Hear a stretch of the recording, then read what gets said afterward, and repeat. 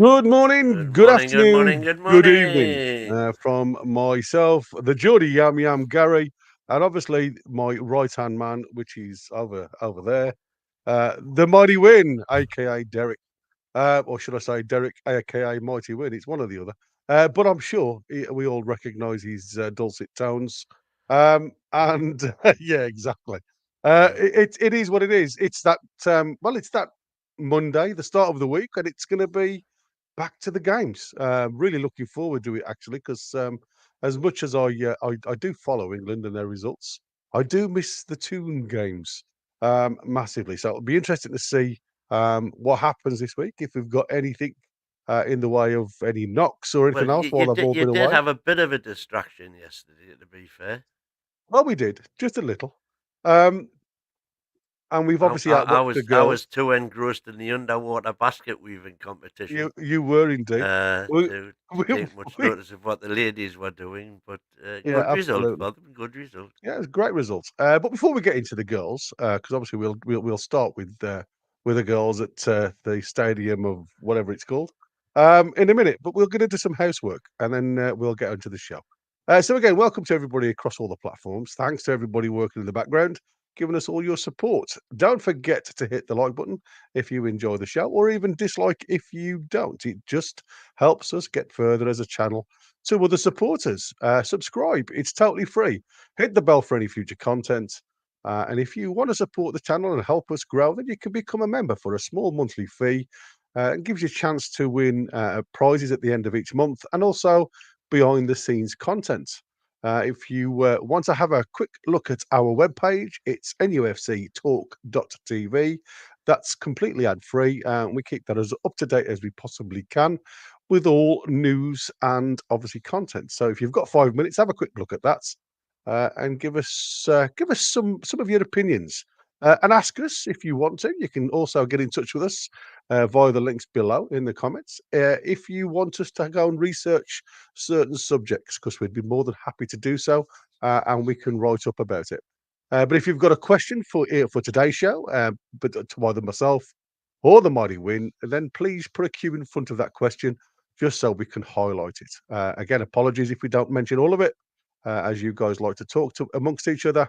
But if we see anything that's relevant in the chat, then we'll star it and we'll talk about it during the show.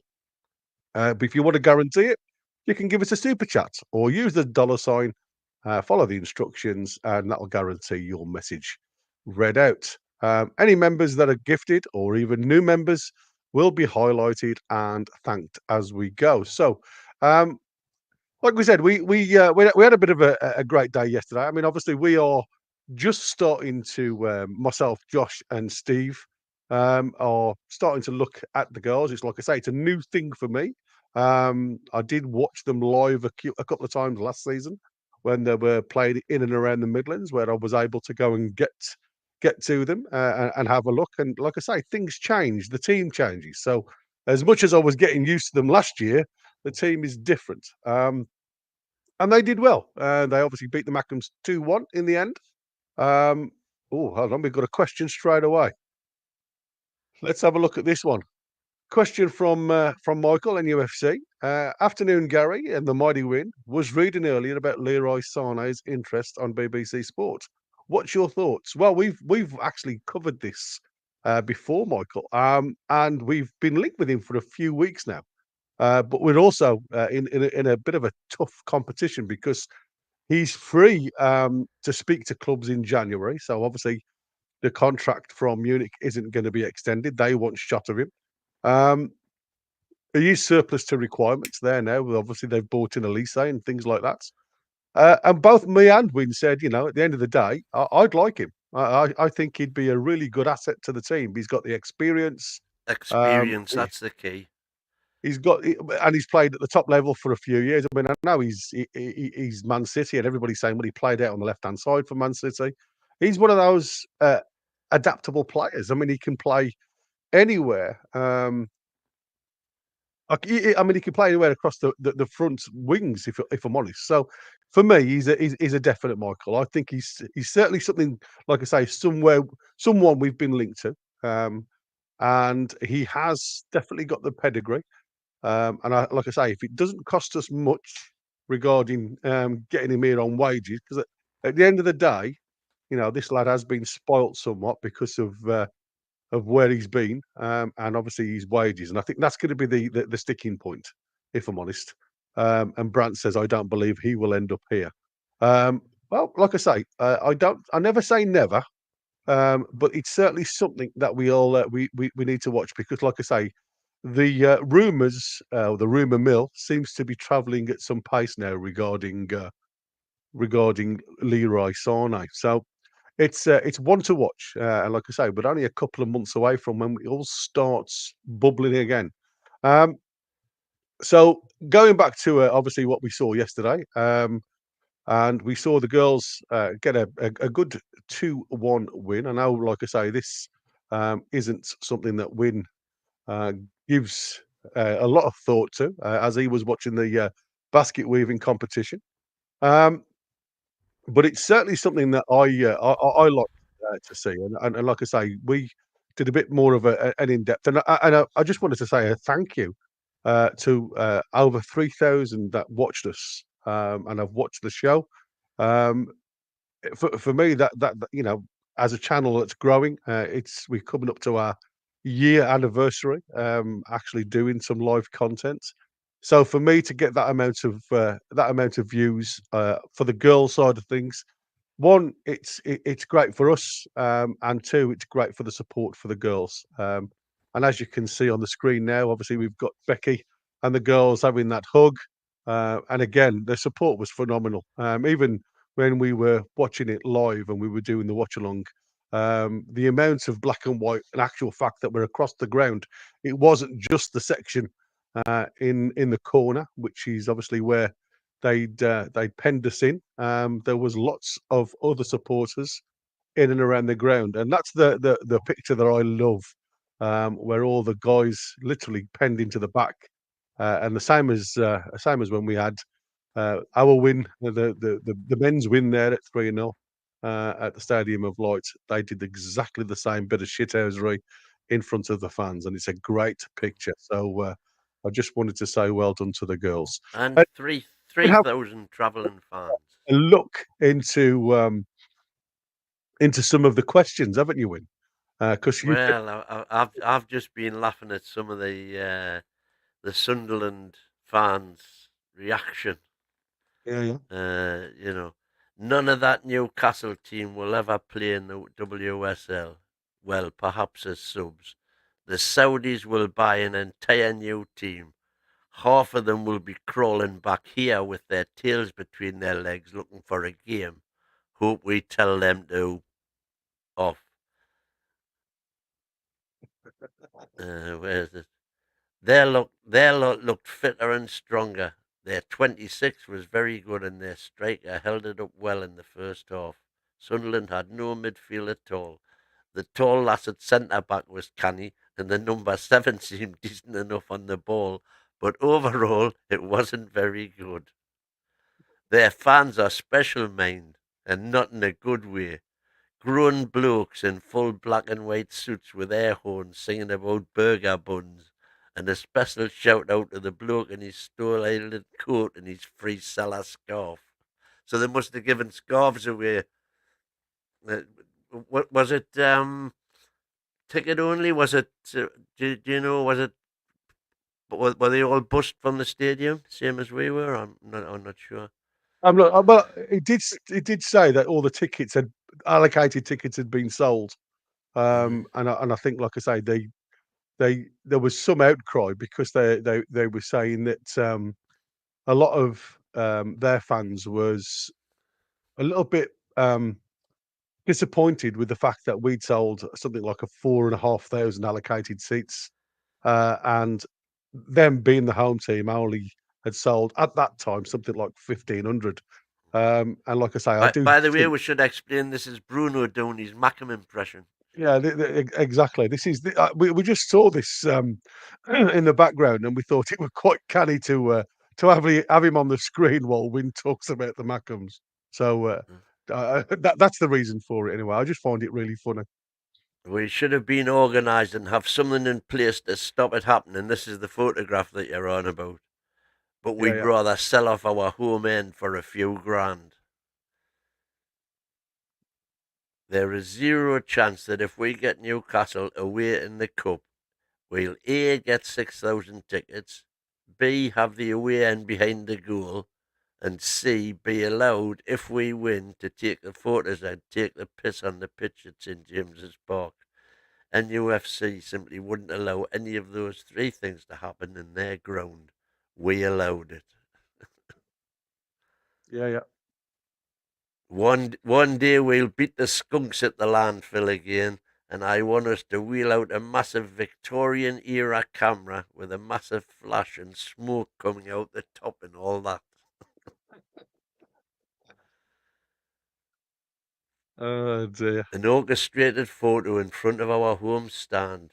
We've sold out to the mags. We sold out to the mags, and then to be repeated by their lasses is pathetic. 3 years Madness. ago, they didn't give the first SH1T about their women's side either. Now they're bringing a couple of thousand to an away game. They even managed to shoehorn the game on local news.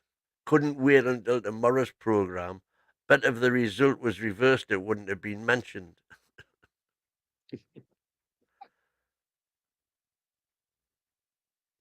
Once again, the Saudis take over the stadium elite. Wouldn't be surprised if an agreement was put in place in January to allow the women's fans to have a party this season. Money before morals. The Saudis are taking over everything. You know, there's some crazy, crazy chats, isn't there?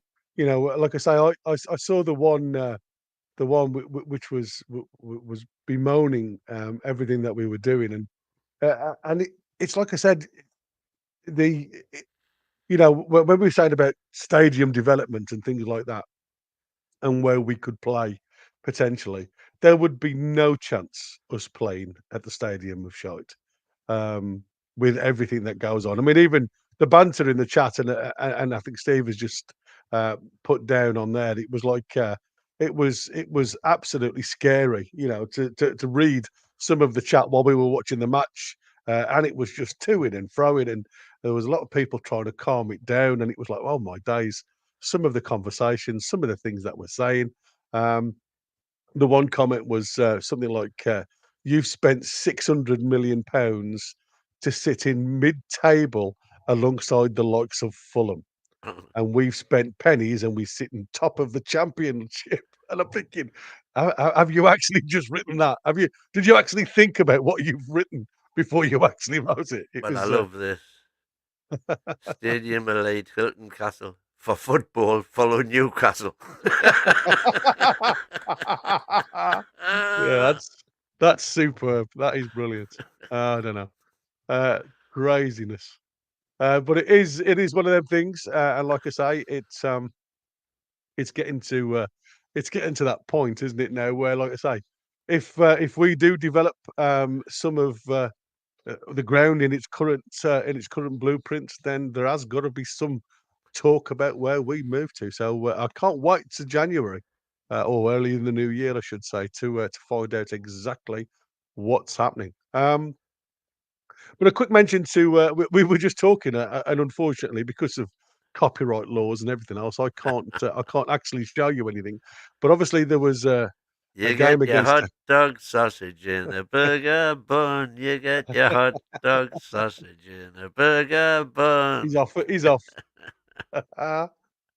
So it's happy 45th birthday to obviously Olivia Bernard, who once upon a time was a player back in the day. So happy birthday! I hope you have a lovely day. Um, Yeah. so yeah, Stephen Harker's singing away there in the background, and obviously Win has just latched onto it. Sunderland's a Bruno massive G, club. he's saying, yeah, Sunderland get promoted so we can show them who's the best team in the northeast. Yeah, I mean, this Indeed. is. I'm kind of divided on it. I miss the derbies, I must admit. But I'm quite happy with them. I was happier still when they were a division below. Yeah, absolutely. Yeah, it's still there's still a lot of work to be done, put it that way. A couple of questions that's been brought on, and obviously we were talking about it. You've got a snippet from the Sun. Brunel 30 G39 has put in. Do you think Eddie Howe will be manager at the end of the season? Now you've got a Well, snippet. I mean, Sun exclusive. yeah, you've got Exclusive that in one the there. Sun. Yeah, Eddie Howe tops Spurs wanted list. And this is all based on the premise that Amanda is going to get all her ducks in a row, get the consortium lined up to buy a 25% share of Spurs. And it also depends on her being able to get into a position of influence within the Spurs hierarchy. And then it also depends on her being able to have her wish and make an approach for Eddie. So there's a whole, this is the Sun exclusive clickbait special, which was headed Eddie Howe to Spurs. And it's just pure conjecture.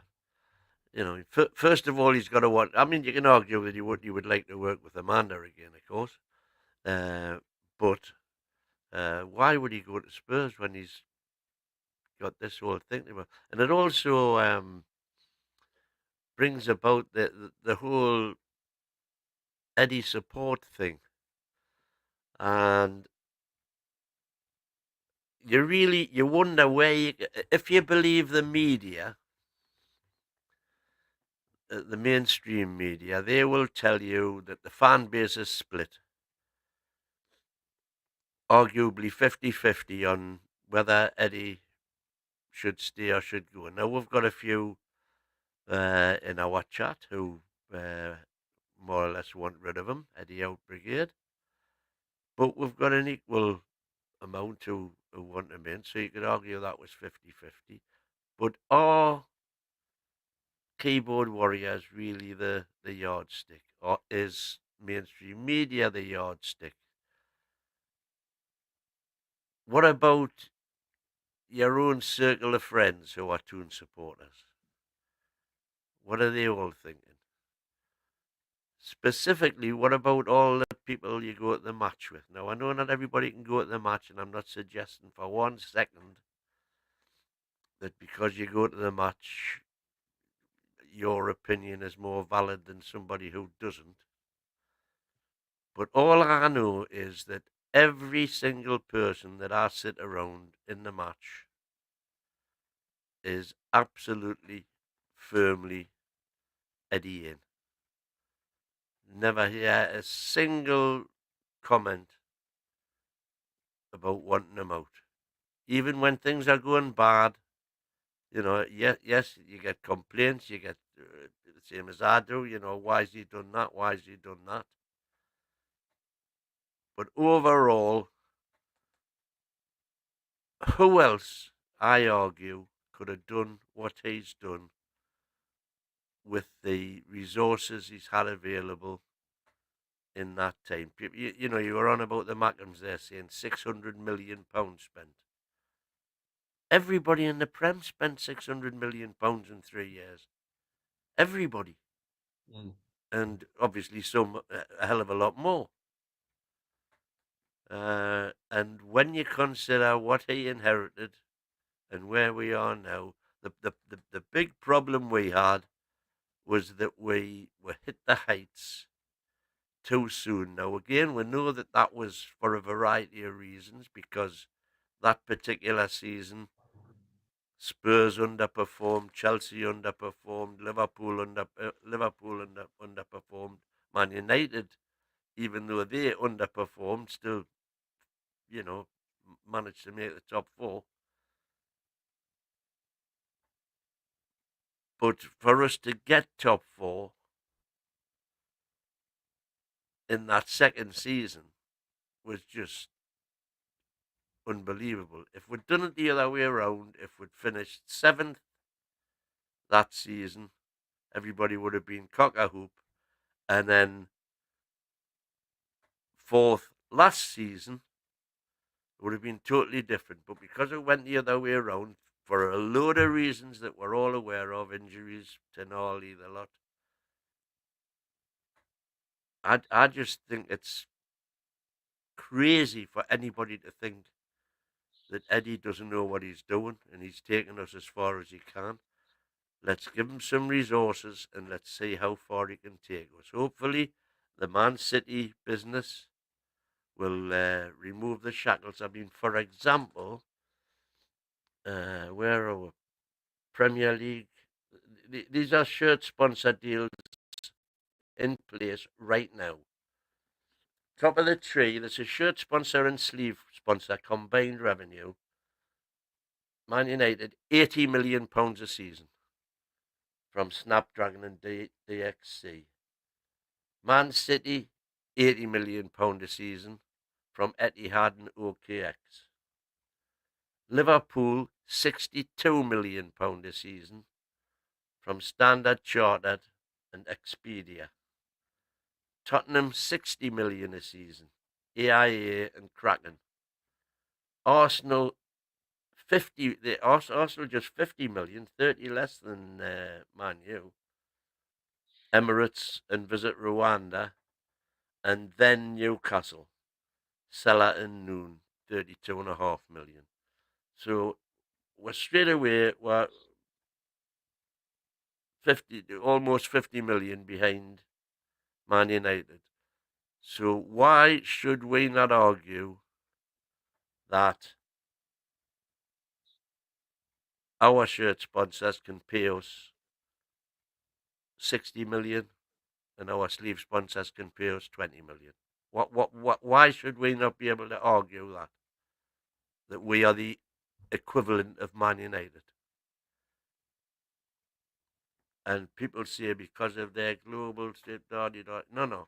What people are paying for is advertisers pay for exposure, and the only exposure that Man United get is Premier League exposure on the television, and we are on the television as well. Yeah, a lot of it's historical though, mate, isn't it? You know, Yeah, yeah. you go back. Well, I mean, the Busby Babes type of thing. You know, that seems to really hit home with a lot of their fans and stuff like that. So no, no, it is I'm not ingrained. disputing that they're a bigger global brand than we are, but as far as advertising's concerned, You got to ask the question. all you're doing, you want brand recognition. That's what most advertisers pay for, brand recognition. Mm. Yeah, yeah. So But as long as you could argue, for example, I don't know, if you are Southampton at the minute, for example, uh,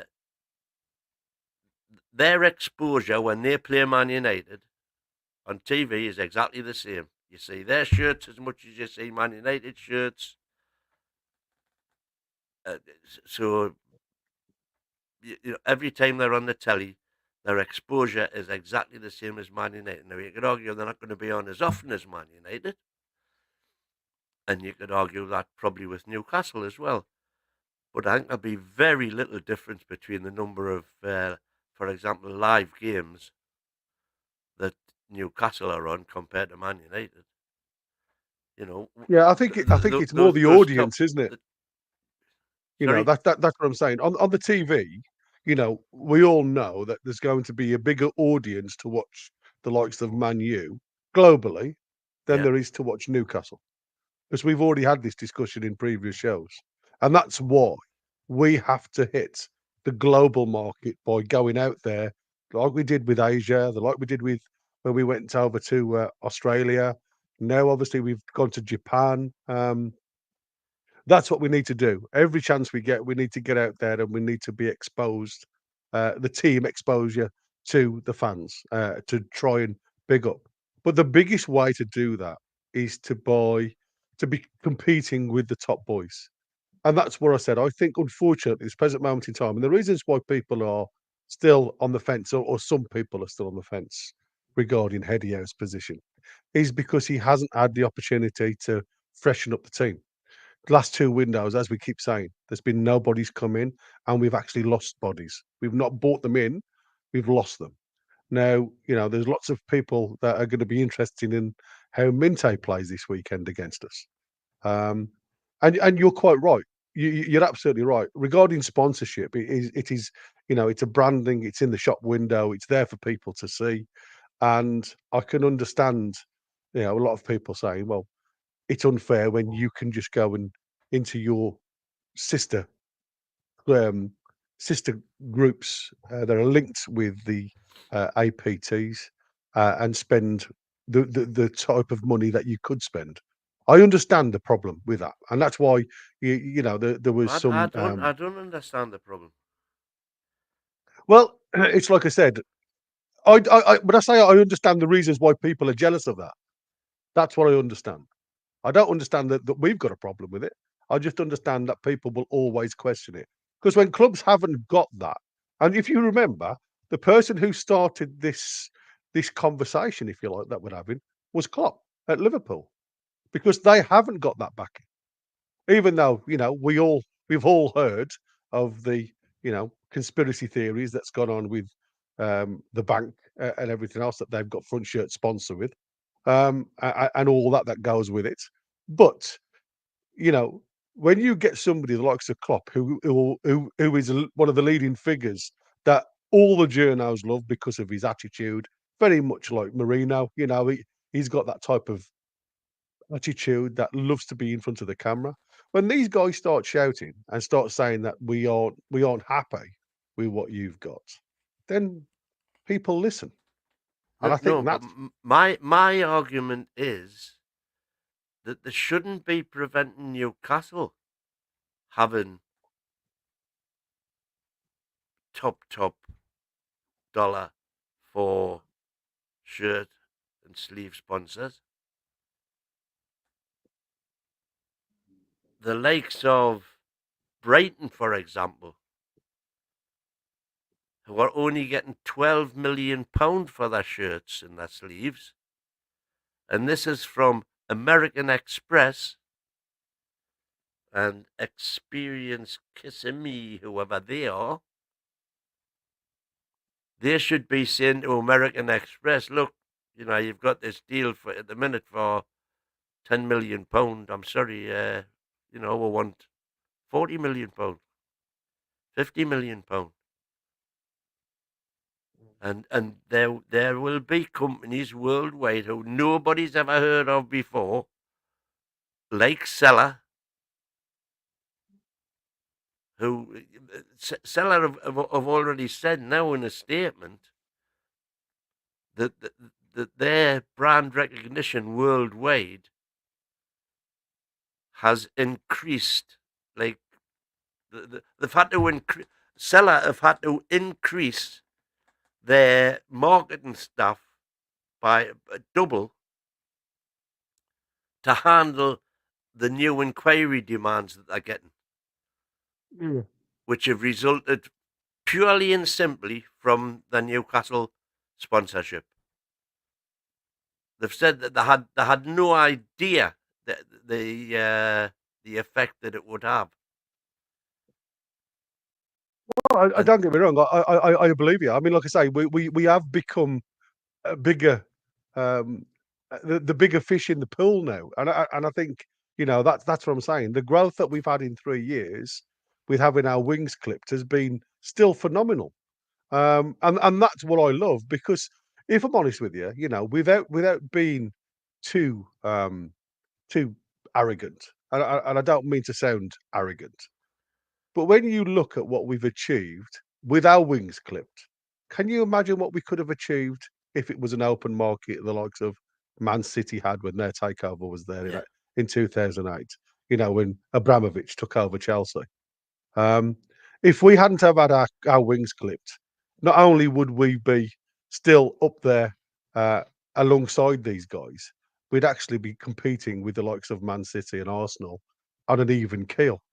And at this present moment in time, it's not an even keel. It's not an even keel when it comes to squad. It's not an even kill when it comes to sponsorship. It's not an even kill when it comes to support. But we will get there. And you're quite right to question it. They have no no reasons now why they can't ask the question. And I've just been looking while you were having your little bit of a chat there, buddy. I was just having a quick look at obviously the breaking news. I'll put this up on the screen because obviously this is all Man City's top brass coming out of um, out of the meeting that happened obviously last week.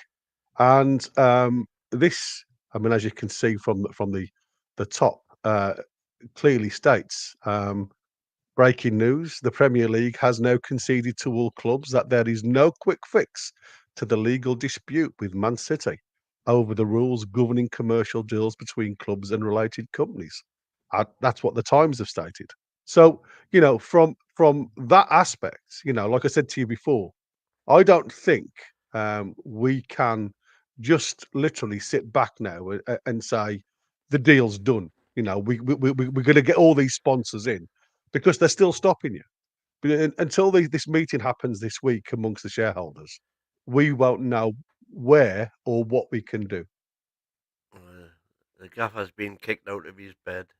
Not true though, Win. Even if we don't like to admit it, Man United, by being a bigger global brand, will always get more money. Let's be objective. Hang on. Whoa. What I'm saying is, all Man United shirt sponsors get is visibility when Man United are playing Premier League games. Okay, when they play in Europe as well, which we are not doing this season. But that's all they get. The sponsor who's paying Man United the money couldn't give a shit about the history, about the global fan base. What they're paying for is for their brand to be seen on the telly by the millions of people who watch Premier League football. And if we are on as many Premier League matches as what Man United are on, then we can argue that we're entitled to the same amount of money. But you can't say you've got the same global audience. That's the argument. It's not. It's like Well, Adidas. how many people are watching the games? Well, that's what I'm saying. If you look at Adidas sponsor Man U, £80 million for their kit. They sponsor us 40. So it's nowhere near in the same capacity. If you're just thinking that we've got the No, but same brand. that's different. That reflects shirt sales, and they're selling more Man United strips than what they are Yeah, Newcastle strips. yeah. So that's global audience. That's what I'm saying, and that's why I said Well, no, commercially. that's very specific. That's to do with football gear. That's got nothing to do with Snapdragon, who are the current TeamView, who are the current sponsors. Current sponsors, no, on the front. They don't sell merchandise. No, but that's just front of shirt sponsor. I'm on about the actual merchandise itself. The comparison is Yeah, you're yeah, going to and get. so I've got no objection with Man United getting more from the shirt manufacturer, the shirt deal, Yeah, yeah, because they will sell more units.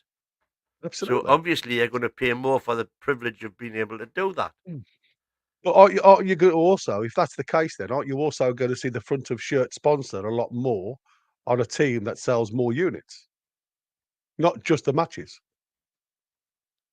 Well, you are, I suppose. Yeah, I'll concede that. Yeah, you will Yeah, because of that's what I'm Man saying. United That's where shirts I'd all over argue. being Yeah, worn yeah, day in day out all over the world. Yeah, all over the world. that's got a Yeah, yeah. bearing. Good point. Yeah, very good point. Yeah, and that's what I'm saying. I agree with you. I agree with your point massively, but I also think what's still holding us back is we still haven't got that global shirt recognition where people generally, apart from in England, and obviously you see pockets in Malaysia, you see pockets in America, but you don't see it on the same level as you would do a Man U shirt, a Liverpool shirt, or an Arsenal shirt. And I think that's where we have to aim at. And that's why I said Pete Silverstone now has got a massive job. Hence, we know now that they've bought that building on the other side of the street by the Strawberry. Yeah. to house all the commercial people because, like I said, it's growing But we didn't daily. have any. No, exactly. You know, It's Mike growing actually daily. had a man and his dog doing everything. Uh, and as you say, everything is growing exponentially right now, and long may it continue. Absolutely. And but that's a that just shows you what we've done in 3 years. And like what Darren Eales was saying, when you look at what we've done in 12 months, the way we've moved things on, um, in the next 12 months, it's going to be totally different. Now, obviously, until we know what happens with these APT results when they have this meeting sometime this week, I think it's Thursday, um, where all the shareholders get together and have a discussion. I think we will understand a little bit more now whether it goes back to its original pre the takeover, which happened in 21. I'm not sure, or whether there's a bit more of a relax because at the end of the day, the cartel are going to still try and persuade others to join them because they just want the cream off the top of the milk. Well, Um, they want to be unassailable. Absolutely. They do not want to be, fighting against the likes of us coming to compete for silverware. They don't want us to be in the Champions League positions because that makes them the also rans, the same as where we've been for years and years and years. We've competed on a couple of years and then fell away. The same as the likes of Leeds have, the likes of all these other clubs that were at one point very big clubs. Um, they've never had the continuity of the likes of the big red cartel, and I think that has to change. Um, there's There's, lots of there's, stuff in the there's chat. Neil in there. We could easily get Mm, top dollar deals. Sylvester needs to work harder. As we had Champions League exposure, the big deals should have come in. Only Adidas appeared. Well, again, I don't think that's strictly true. We don't know what's lined up in the background, yeah, yeah, waiting for us to, instead of bringing them in now at, you know, 8-digit figures, we'll be bringing them in at 9-digit figures. massive difference, isn't it? Yeah. And that's what I said. It's best So just to until just this, to but tread water. as you just alluded to before, the Premier League are now saying that the meeting they're having this week ain't going to be changing the rules.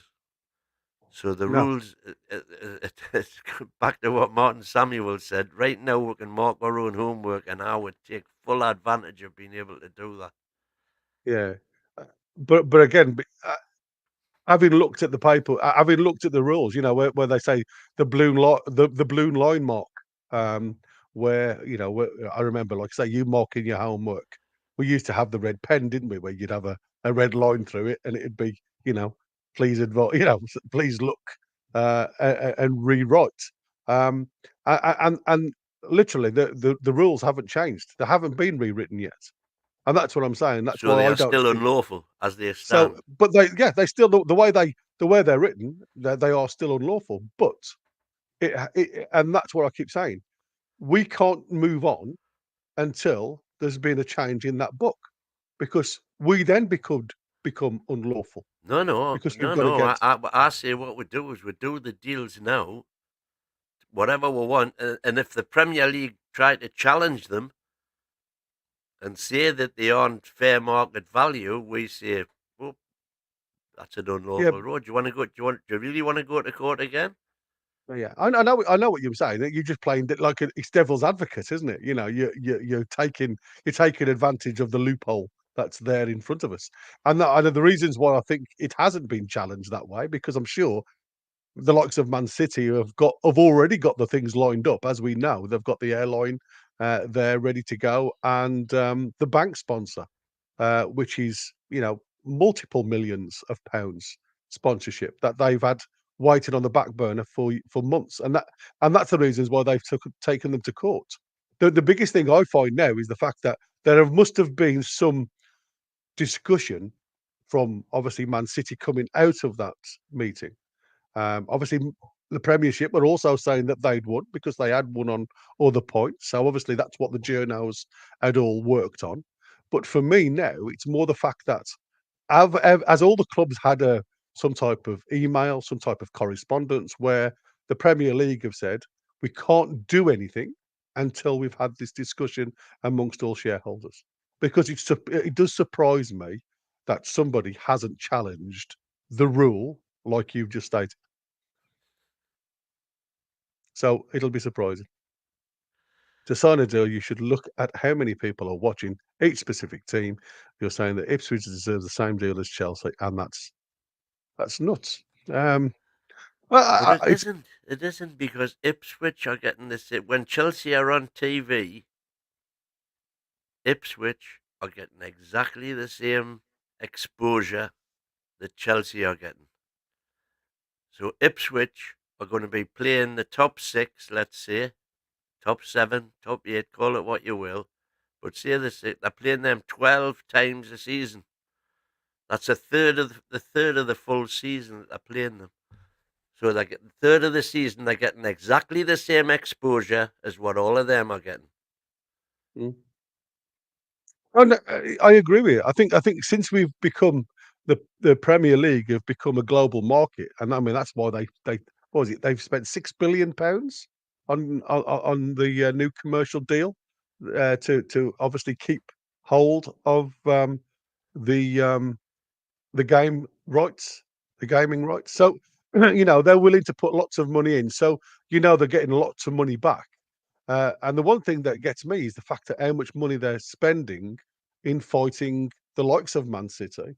That it's extortionate amounts that's being branded around, and the 115 obviously that's going to take a little bit longer than the APT rule. So for me, there's a lot of money that's just been not wasted because Geordie Tune for Life has said there, years ago there was no ruling. You've said that before, haven't you? There's been no ruling. Um, and I think that's Whoa, whoa, absolutely whoa, wait a minute, sorry there. Geordie Tudor Malaysian win, yes. The same exposure, but not the same viewing figures. Hang on. Ipswich are playing Man United, right? So Ipswich are getting exactly the same viewing figures as Man United are. Exactly the same. Whoever's watching that game, every time they're seeing a Man United logo, they're seeing an Ipswich logo. Just the same. And that's the point I'm making. You can argue that Ipswich only get that when they're playing all of the top teams. So it's not for the full season. If Ipswich are playing Norwich, Ipswich are playing, I don't know, Southampton, they're not going to get the same viewing figures as Ipswich versus Man United. And so that amount that would be reflected. But at the minute, they're still Ipswich. What's their shirt sponsorship? Let's have a look. oh, I have no Ipswich, idea. £5 million in total, and that's just for the. Sorry, they're getting they're getting 5 million. That's from Ed Sheeran and Halo. Ed Sheeran, the main sponsor with these. Is it plus minus or Yeah, that's right. Yeah, with these, what is it? That's the name of the tour, isn't it? the Um, plus minus? Whatever. yeah, Anyway, equals. Yeah, so yeah. so but they're getting 5 million. It's ridiculous, for a third of the season, they are getting the same exposure as those top. Well, if we said a third of the season, so that's you need 38, 38. They played 19, 38 games in total. If you said the top eight,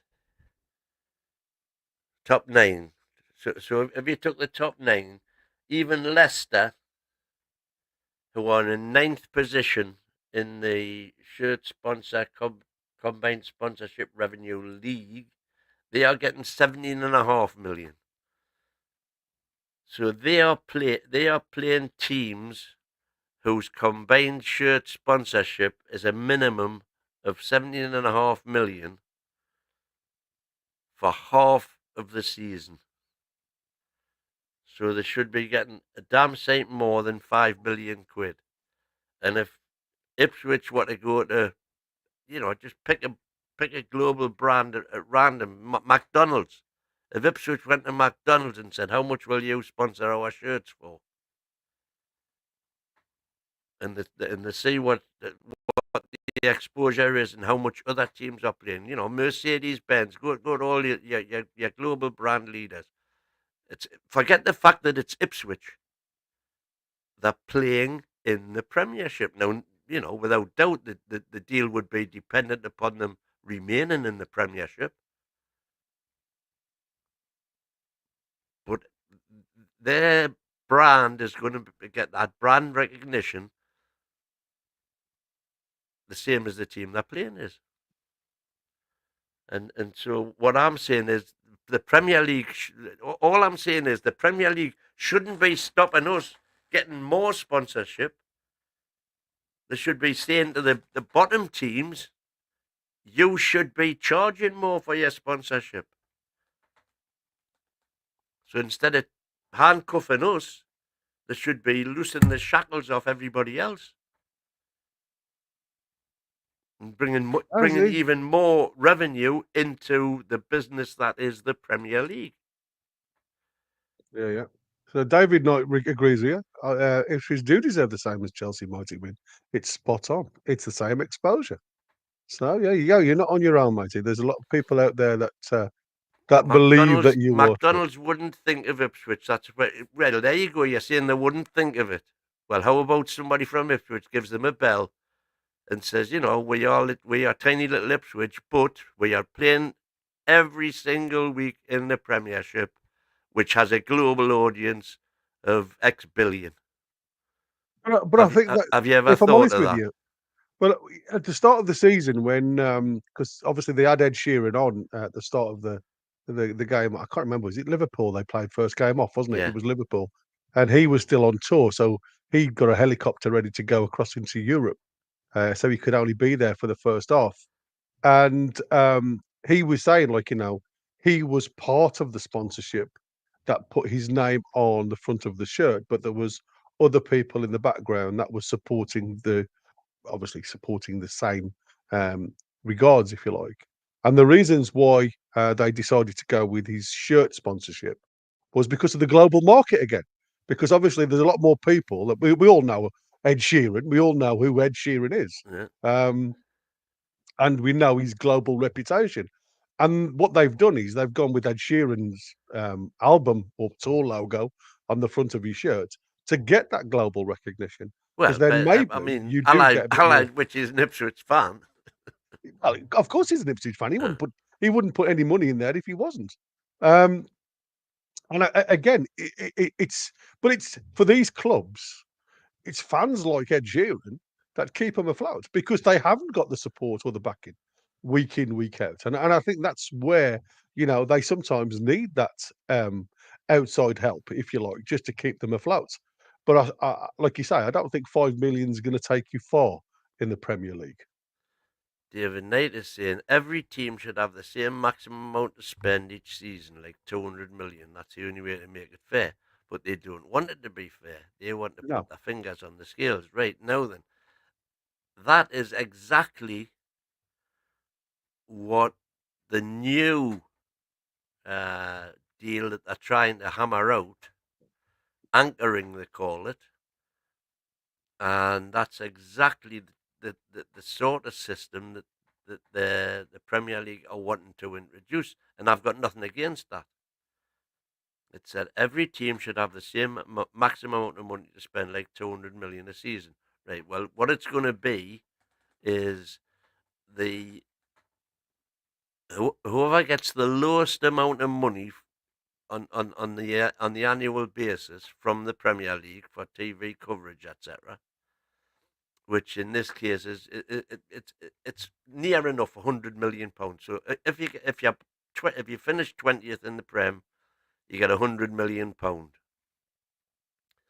and they are currently trying to come up with a multiple of that figure, which is being leaked, bandied about at 4.5.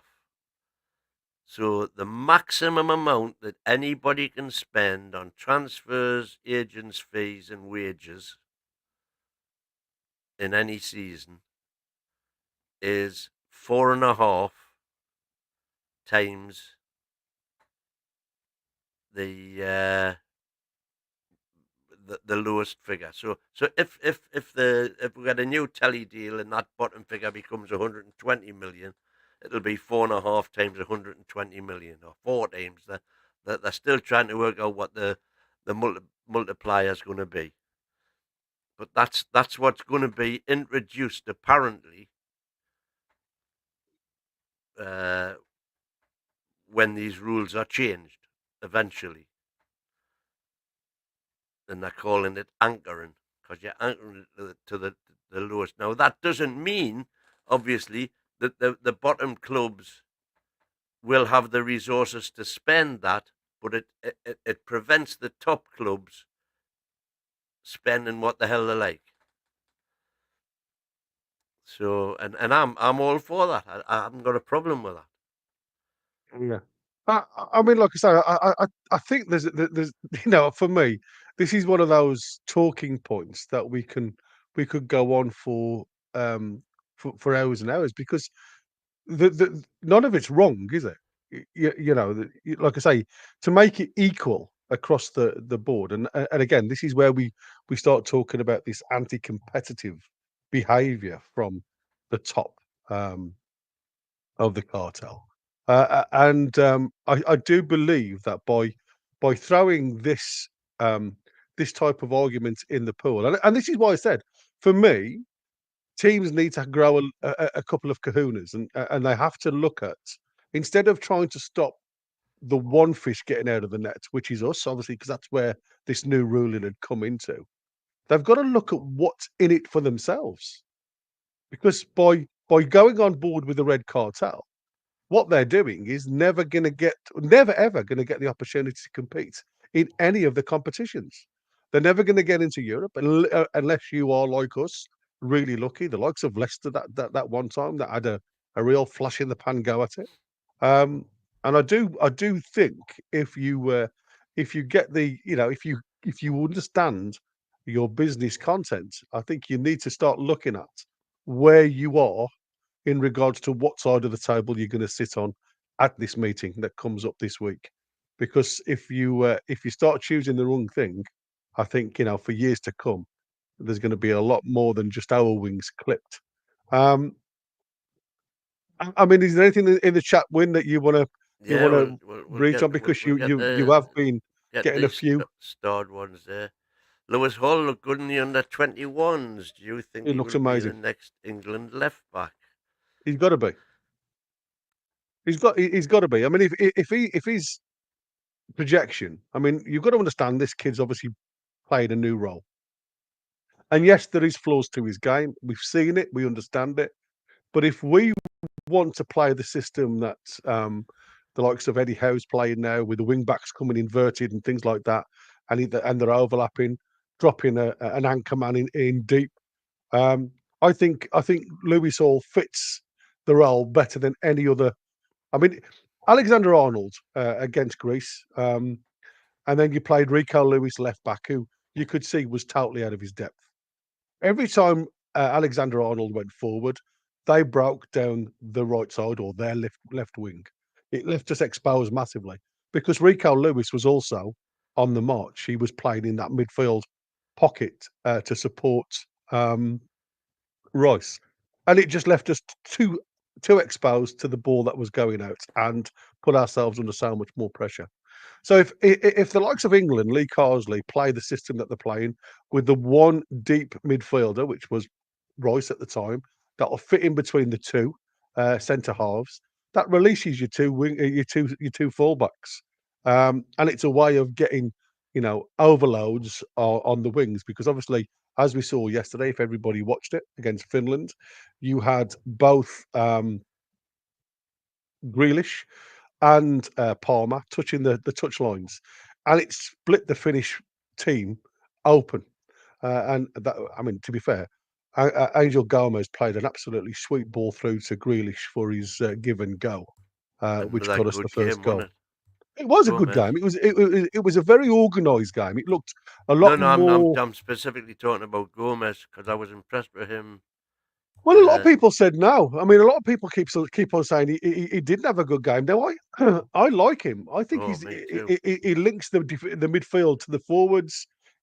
There's a lot of people that are a little get a lot of frustration from him because he plays the ball back a lot of the time. Mm. He's one of these players that's like a fly, if you like.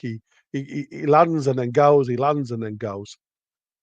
But that's the type of football. That's the type of European football that he's been playing for a while now. It's about, again, possession football doesn't win you a game, but it also does. It stops the opposition from scoring if you're good at it. And I think that's where you need to be. So, like I say, for me, I think Hall has got to be up there in the very near future to get a full Well, England cap. and therein, there's the crux of the matter.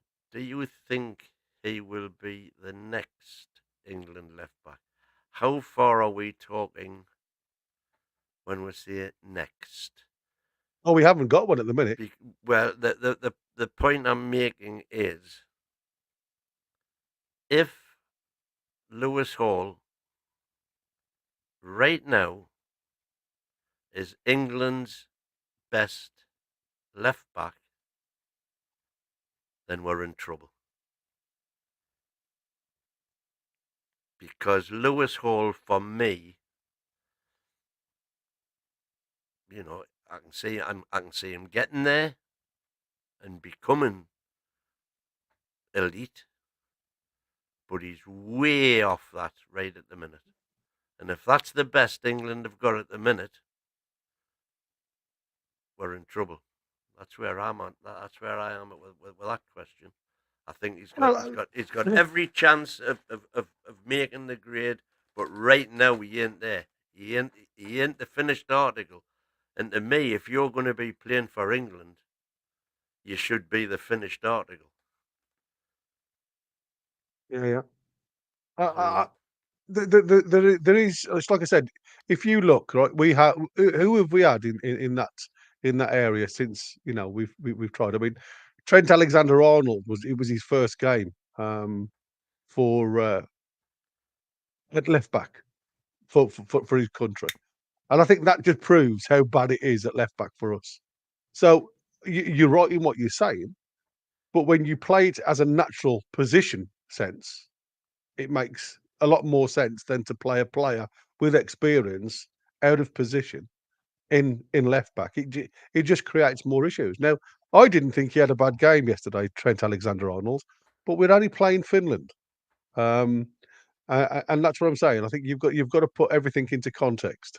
But I do think if he continues, and that's why I said if he continues on the trajectory that he's on at the moment for domestic football, like I say, the problem is with me at the minute, he still has a couple of issues when it comes to his football. We've got some gifts coming in. I'm just going to stop there because we've had uh, some right, gifts. I'm on the start. Yeah, so there you go. So NUFC Talk TV. So we've gifted Oh, out some memberships, and those memberships have gone out to Scooby, James Cuff, Mercury Dime. I've not seen that Mercury one before. Dime, new Welcome. one. Yeah. World World of of Warcraft noob. Warcraft Blue. Um, yeah, I haven't seen that one. Eki McPhee, welcome along. Another one that I haven't seen before.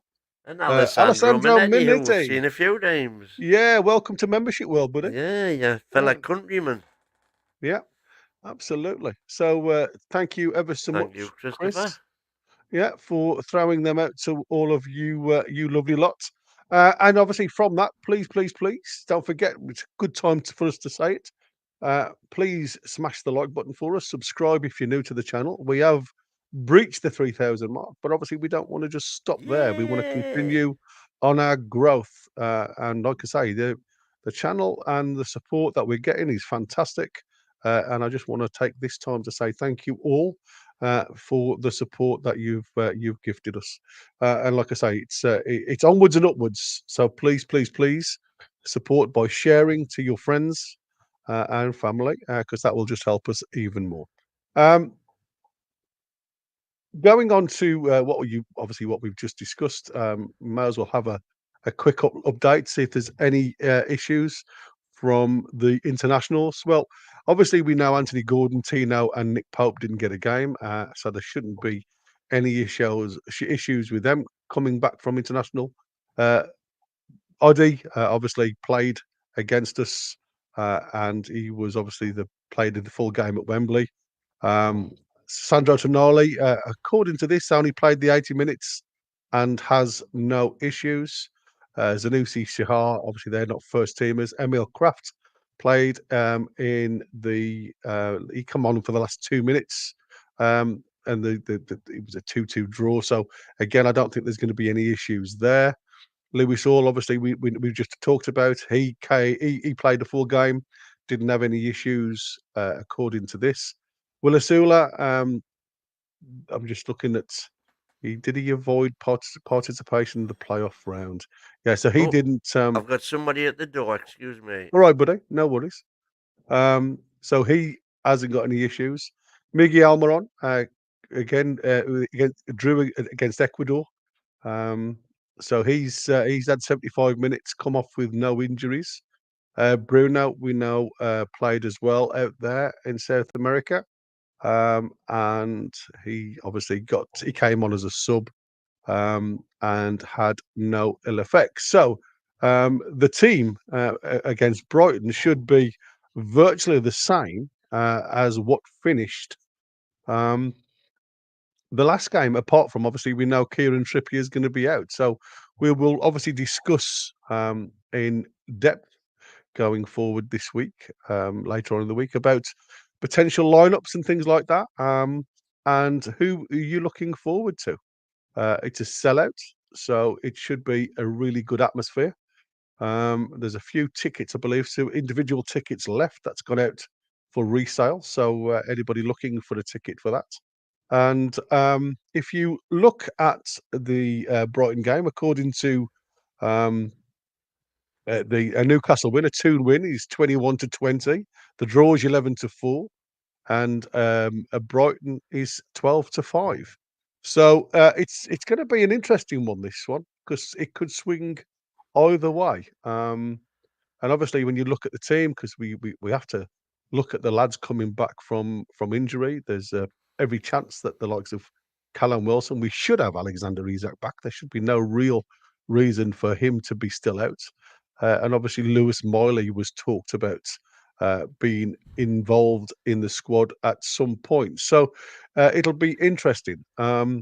Regarding Brighton, Adam Webster, Jan Paul Van Hecker, Joe and Matt Riley are all unavailable. So I mean, Matt O'Reilly, I felt really sorry for him because obviously we were looking at him when he was at Celtic, and I know there was a couple of people in the chat were a bit saying, no, no, no, he won't be coming there. And the next thing you know, Brighton have gone in for him. He's a good playmaker from midfield, but he's had obviously in the first game of the season he had his injury. So Solly March, Simon Adringa, and former Magpie James Milner could return after injury. So they should have a few players back. Now 38, Milner has played at St James's Park in the Premier League for Leeds, Newcastle, Aston Villa, Manchester Man City, City, and Liverpool so far Liverpool. in his career. So if he does make a start for Brighton, or even coming off the bench, that'll be another team to his bow I think it'll be playing at some St sort of James's Park. record then. It's got to be, hasn't it? I mean, I don't, I certainly can't name many players that have played for that many teams.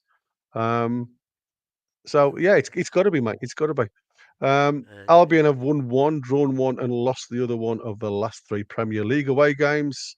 Their 3-0 success at Everton was followed by a 1-1 draw at Arsenal and a 4-2 reverse at Chelsea. So they looked wide open against Chelsea, and they played a very high line.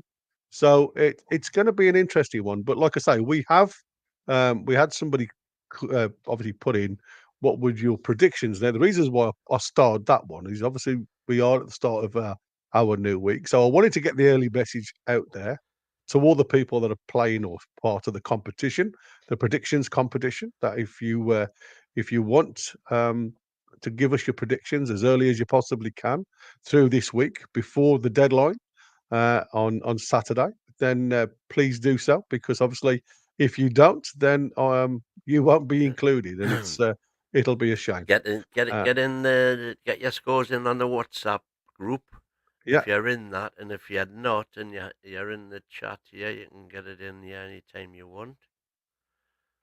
Um, yeah, yeah, shall we do a few more start here? yeah, yeah. Go for your stars, matey. I'm happy for Uh, that.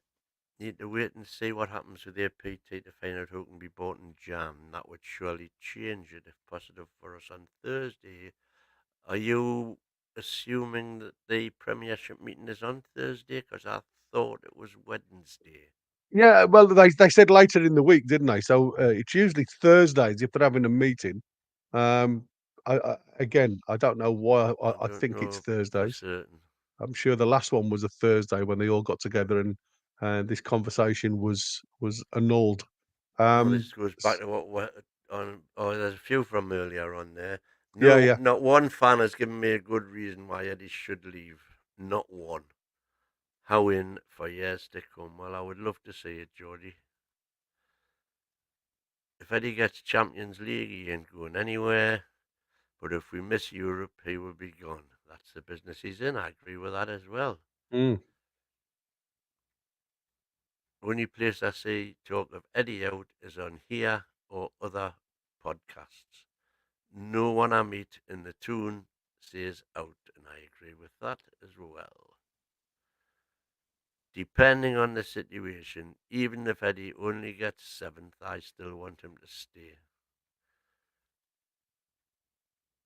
The fans know that fixture for fixture against the same opposition as last year, we are 2 points better off if you replace Sheffield with Southampton. Yep. Let's be honest, 20 years ago there were no rules on money being spent on clubs, but since football started, the teams with the most money get success on and off the pitch. New rules stop clubs. Well, it was Swiss Ramble, the football finance analyst expert, who published the list. It's specifically how much you spend on salaries. The teams that spend the highest amount of money on their squad's salaries invariably win the league. The team that spends the most on salaries wins the league. And that's been the same almost. There's been a couple of hiccups, but almost entirely that's who's won the league. Right now, it's the Wild West. I'm a mighty win. Get the deals done now. Absolutely, yeah. That's what I'm saying. And I can almost guarantee that if Arsenal and Man U were bought by Middle Eastern countries, these rules would not be in place. And you can say that again. Alessandro Manetti, many, many thanks for the gift. Heard my name, so I had to pop in and say thank you. Got to get ready for work, but I'll be listening. Yeah, well, Well welcome done, buddy. over in the other side of the pond, Alessandro. So you can take all the advantages that the members have of all the extra content on YouTube and all that jazz. Indeed. Lewis Hall was clear man of the match for the under-21s until McAtee scored 2 late goals. He was Yeah, magnificent, and I'll keep on saying he will be a midfielder in the years ahead. He has so much skill, and there we have it. That's the point. That is he a left back? If he wants to concentrate on that position, he's got a lot to learn, in my humble opinion. Here we go he's a with progressive Isaac fullback, Gordon isn't Murphy because Barnes has done his best work as sub, if I remember correct. Yeah. he? Oh, Yeah. sorry. Hope we go. I hope we go with Isaac Gordon Murphy because Barnes has done his best work as sub. Yeah. I'd Question, like to see thoughts? I'd like to see Barnes have a go and be given a good shout though on the right wing. I don't think you should be moving Anthony Gordon. I think it affects him too much, in my humble opinion. I just think if you stick Barnes out there, who's supposed, if you go pen to paper, he's probably the next best in line for that front three. Um, in front of Murphy, and I know Beer Viking will praise me for saying that. But at this present moment in time, the way Murphy's been in the last game, I'd even put Miggy in front of him. And obviously, there's still a lot of rumours out there that Miggy will still be is one to be leaving us in the winter window. So it'll be interesting. But I agree. I think they should definitely give the lads a chance to play in their dominant areas. I mean, obviously, we looked at Anthony Gordon against Greece, and he didn't blow anybody away in that game. And obviously, he didn't play at all against Finland. So it'll depends on how his head comes back as well, because obviously we saw what effects it had in the Euros with him when he plays for his national team, and he doesn't do so well. So watch this space. But I hope he does have a good game against Brighton. Do you, by any chance, know thoughts on the? I assume you're saying 23-year-old Brazilian wonder kid. Yeah. Us, Brighton, Chelsea, Arsenal, and City are after. He's a striker called Jesus. Jesus. Which Jesus is it? I'm scouring. I've got Well, lots of Jesuses. Can't yeah, see he's 23 he's year old. yeah, he's a lad from Botafogo, I think. Um, he's the 23-year-old frontman, came through the youth ranks at Brazilian club Cordiba before joining the UAE Pro League club Shabab Ali Hali in a 1.4 million move in October 2020. After scoring 43 goals and providing 20 assists in just 87 appearances, Jesus returned to Brazil on a free transfer this summer when he completed a move to Botafogo, or Botafogo, as people will say it. And he has made an impressive start to life at the Estadio Olímpico Nilton Santos after scoring the first goal for his new club in a 4-1 win at the Atletico Club Gianinze in July. The forward has gone on to score 7 goals in 19 appearances. His form earned him a senior call-up to the Brazil squad, and he made an instant impact by scoring the equaliser in the 2-1 win against Chile in the World Cup qualifier on Friday. So there you go. He's obviously somebody that's been linked now, whether that's come from Bruno or obviously Mitchell's contacts down in South America. I'm unsure, but again, it's a name that I haven't seen No, previously, nor um, I, sir, nor I. and it'll be interesting. But apparently, there's Arsenal and Chelsea are looking at this lad because of obviously how he's all of a sudden come to light in the national side. So it'll be interesting. I'm sure our mate Foxy will probably have a lot more info on him than I currently do. Um, and if you want a picture of him, there he is. Um, he's certainly celebrating a goal there. So, like I say, he's certainly one that looks like he's just come on the scene. Another youngster. So it'll be interesting to see what happens going forward. Like I say, but he can't be a bad player if he's obviously getting the interest from obviously a couple of the cartel. So it'll be interesting. But like I say, that's all I've got on him. It was somebody that I'd looked at in the link previously and thought there was something. Chris is saying that he's got a video dropping at 2 p.m. After the show, so please you'll be redirected to it. So give that a like as well. So there you go. There's the link to it. So again, if we are still around at 2 p.m. And you're still watching and you want to carry on watching us, Chris will be there after this show. Foxy saying the Paraguay and Brazil game is late on Tuesday. Yeah, so that's what we were saying before. The biggest problems with a lot of these games is they are obviously going on late into the week, and we said that a lot of like I think Miggy's game as well, isn't it? Is somewhere similar. So we've still got obviously the chances of Bruno and Miggy picking up some type of injury latter stages of this week. But as of yet, we still don't really have any issues. Um, Trulls is saying there, well, we've got the Pope and Jesus. Can't go wrong with that. Love it. Brilliant. Um, But there was one stage. I'm trying to think who they were now. We had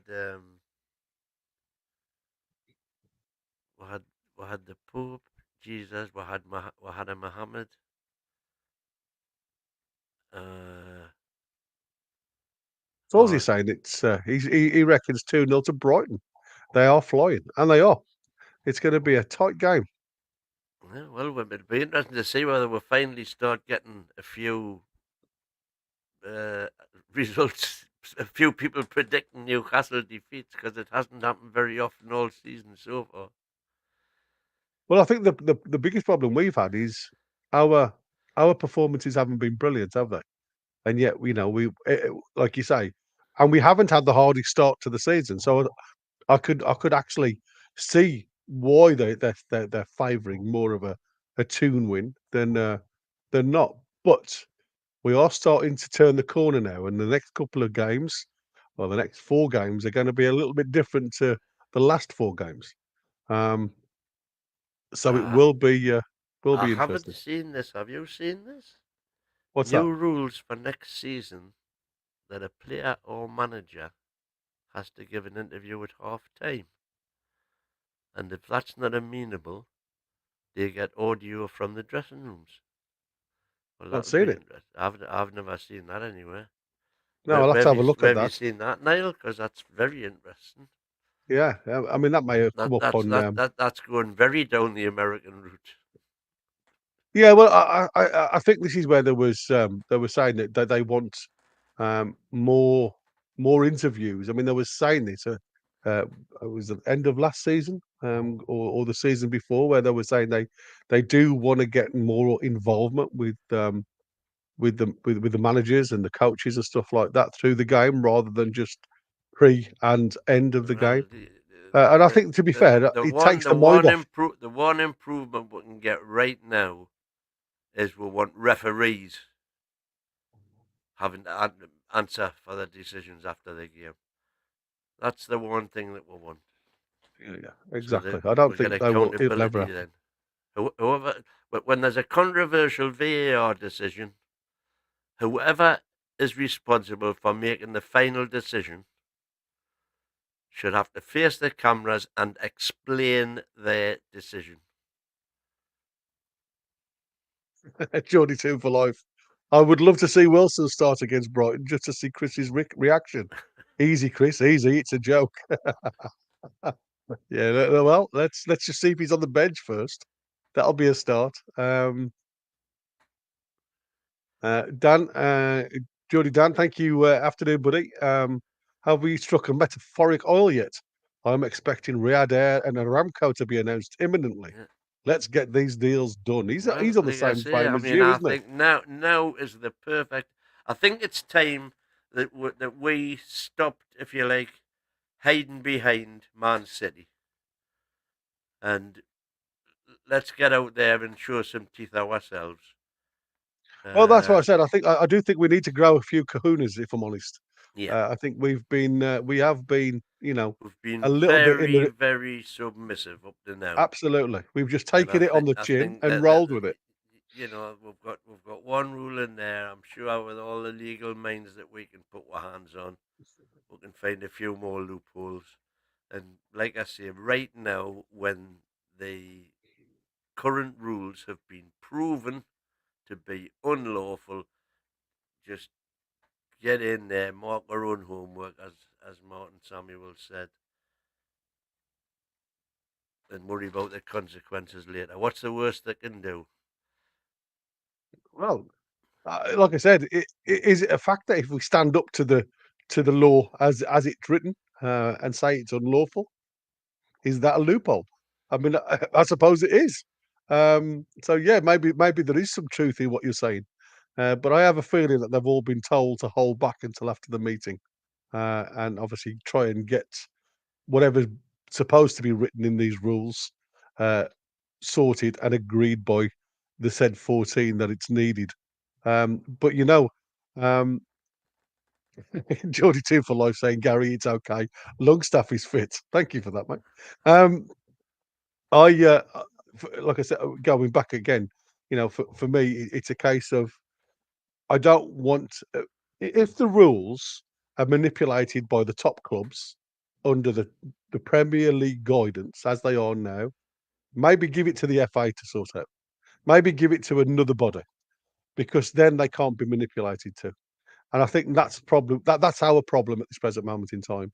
The rules are only going to govern the top teams. They're not going to govern the bottom teams. It's not going to be fair comparison, and it doesn't matter how much we talk about it. It's never going to be the way because we have got far too much involvement from the cartel to other clubs, and they will always bet against us. And this meeting on Thursday, I still see it being exactly the same.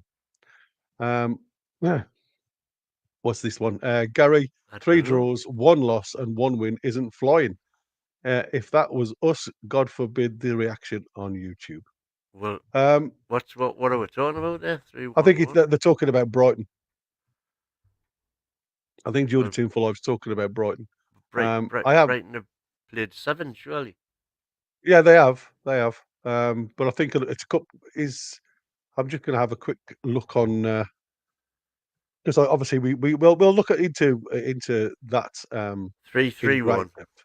Yeah, because obviously that's something that we'll look at in depth later on in the week. But 3 wins, it 3 is draws, 1 loss.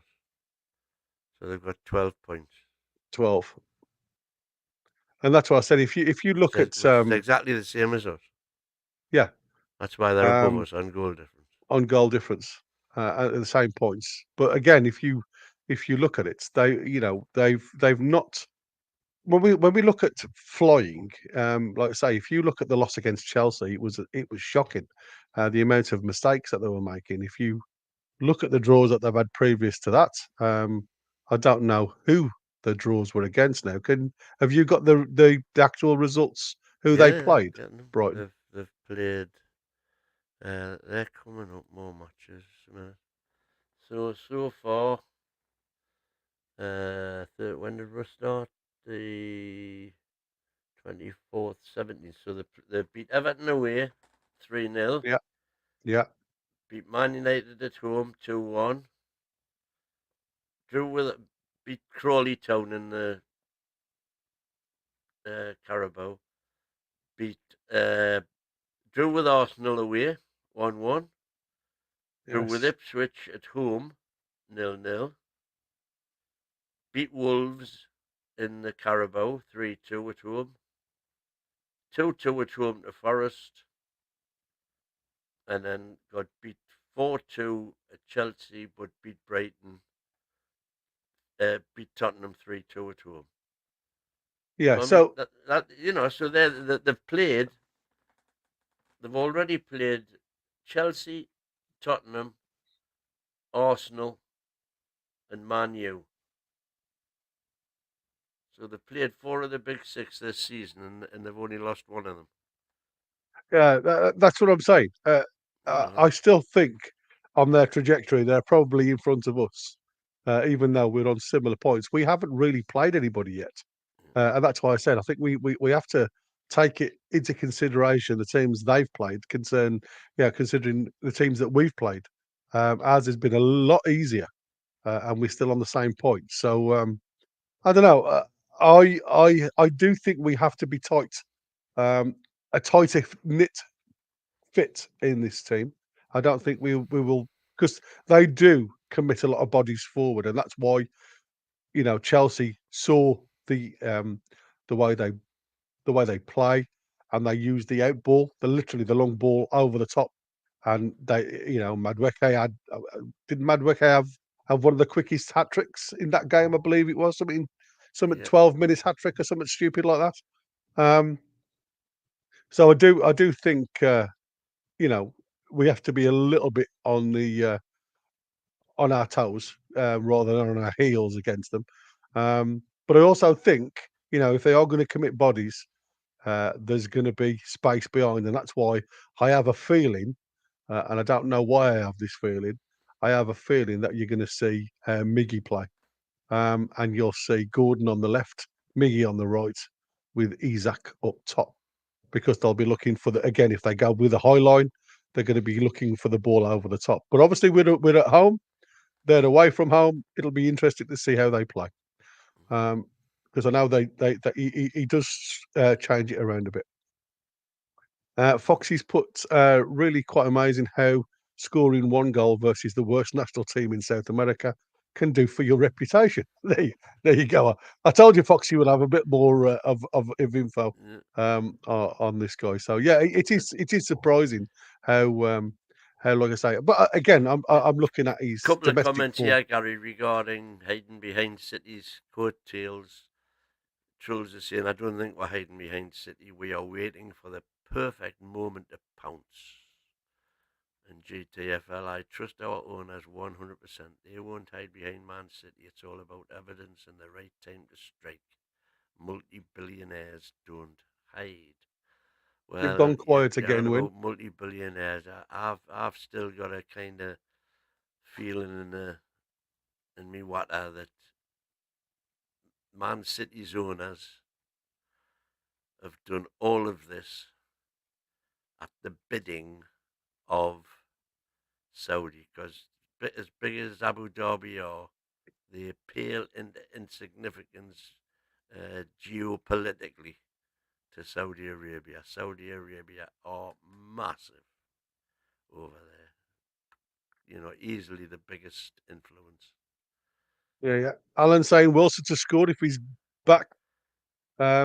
What is it? What is Win it? 10 Win plus 10 this this season? season? Yep. Needs to get started, mate.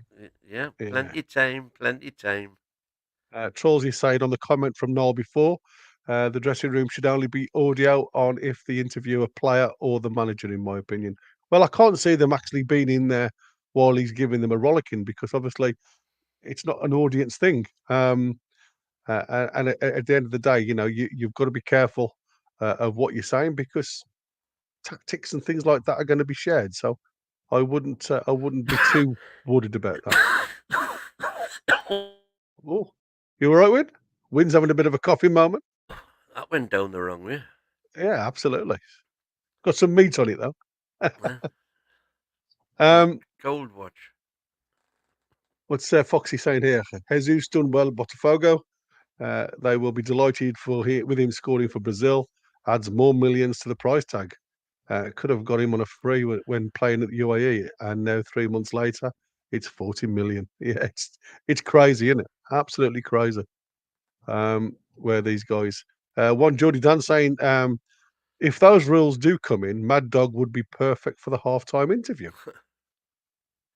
Yeah, absolutely. It was interesting to see where he got his nickname Mad Dog from, wasn't it? Did you see the interview? No, I don't think I did see that one. Apparently, it just come from like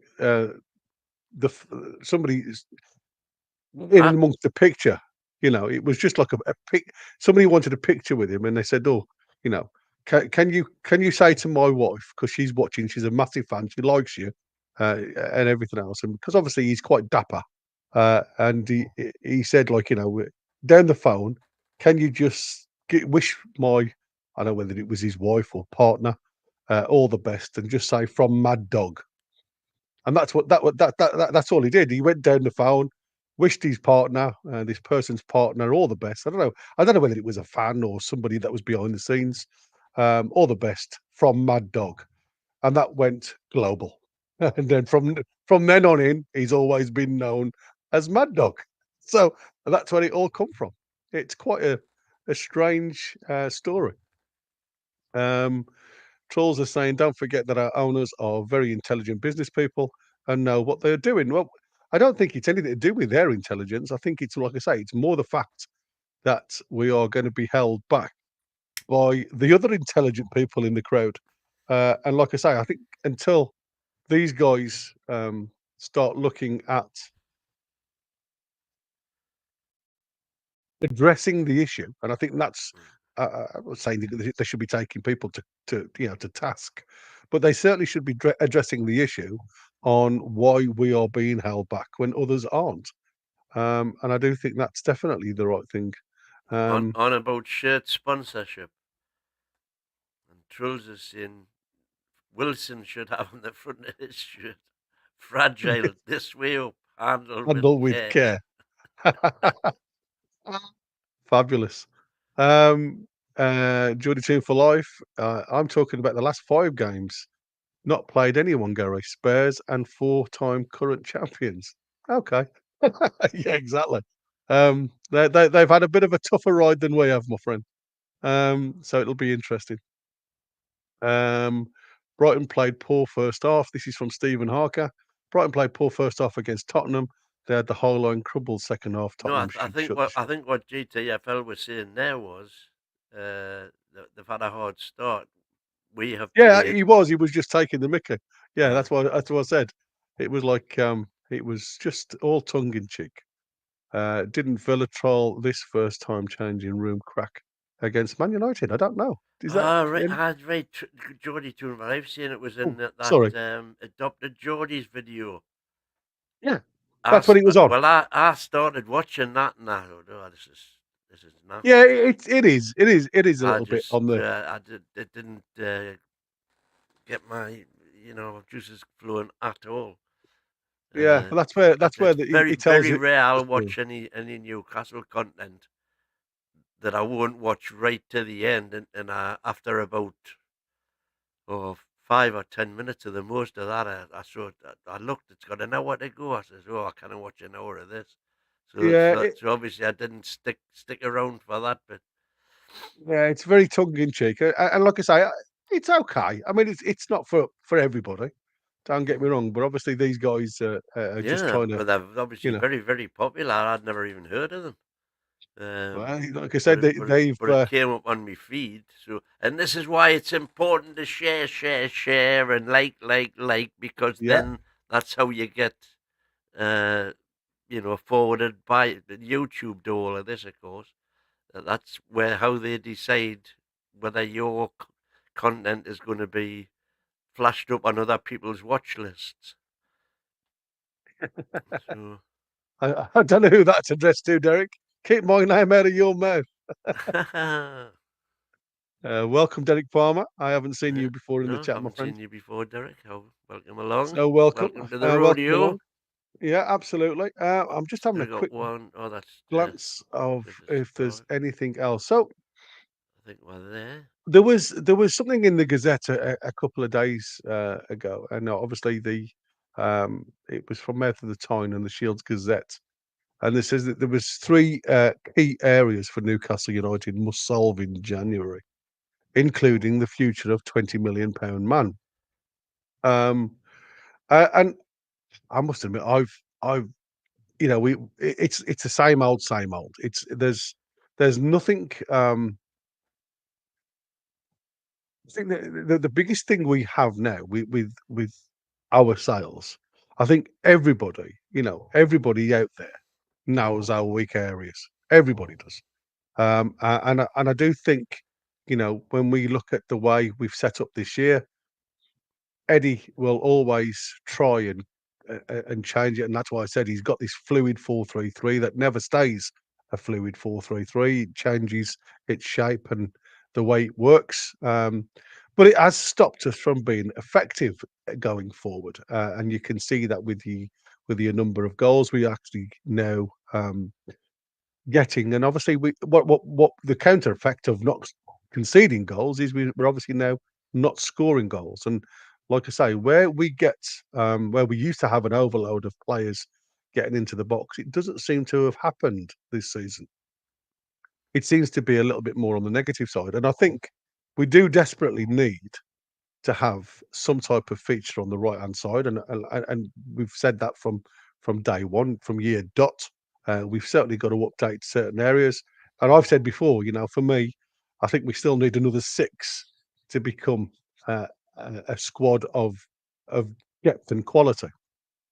But I'd be happy with 3. Six players, Uh, or all right, six yeah, 6 players players. as I opposed think to A6.